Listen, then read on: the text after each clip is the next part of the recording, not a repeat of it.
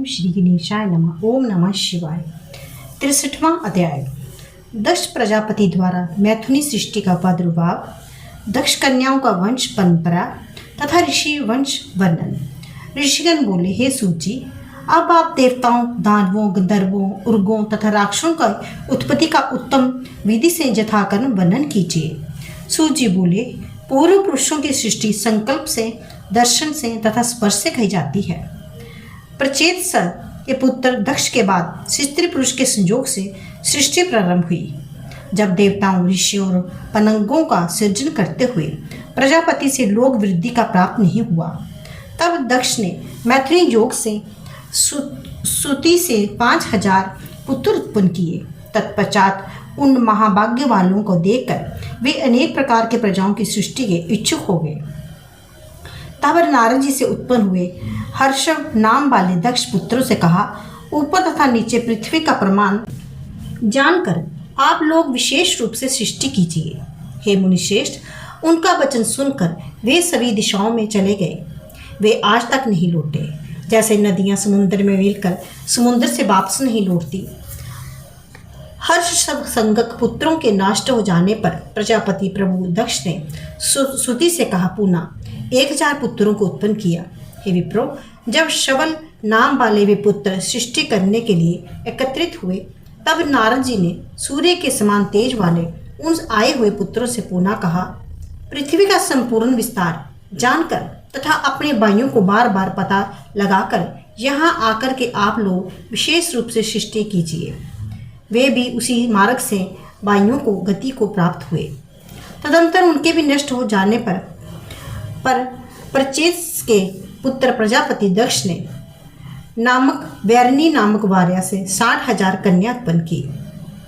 उनके 10 कन्याएं धर्म को, 13 कन्याएं कश्यप को, 27 कन्याएं चंद्रमा को, 4 कन्याएं अरिष्टनेमि को, 2 कन्याएं भृगुपुत्र को, 2 कन्याएं बुद्धिमान पुरुष शासक को और 2 कन्याएं अंगीरा को प्रदान की। हे विप्रो, अब उन देव माताओं के नाम, उनकी संतानों के विस्तार की आरंभ से सुनिए।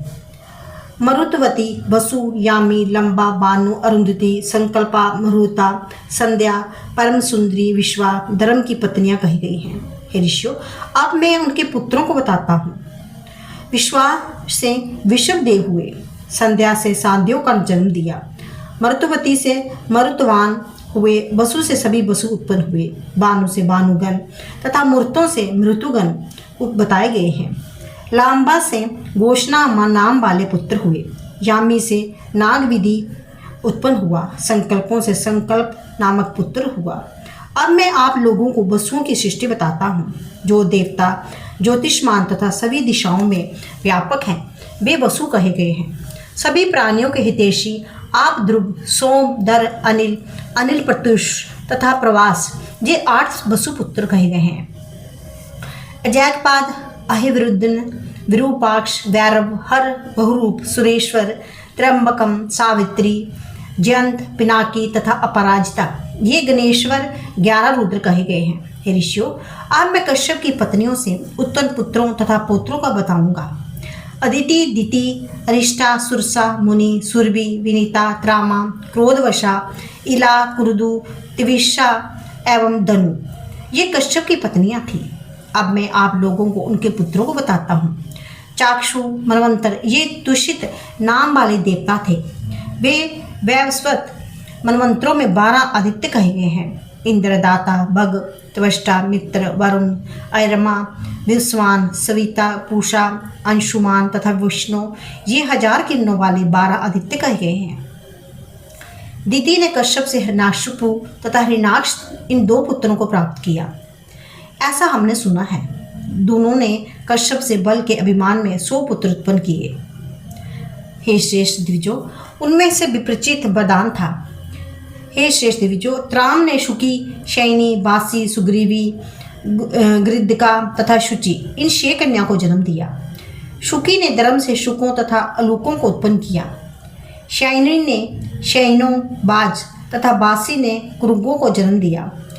गृद्री ने गिद्धों को, कुपोतों तथा परावत पक्षियों को जन्म दिया। शुचि ने हंस, सारस तथा कारंड पक्षियों को जन्म दिया। सुग्रीव ने अजों, अश्वों, मेषों, ऊँटों तथा गंधर्वों को जन्म दिया।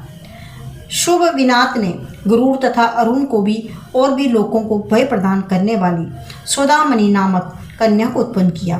सुरसा से हजारों सर्प उत्पन्न हुए।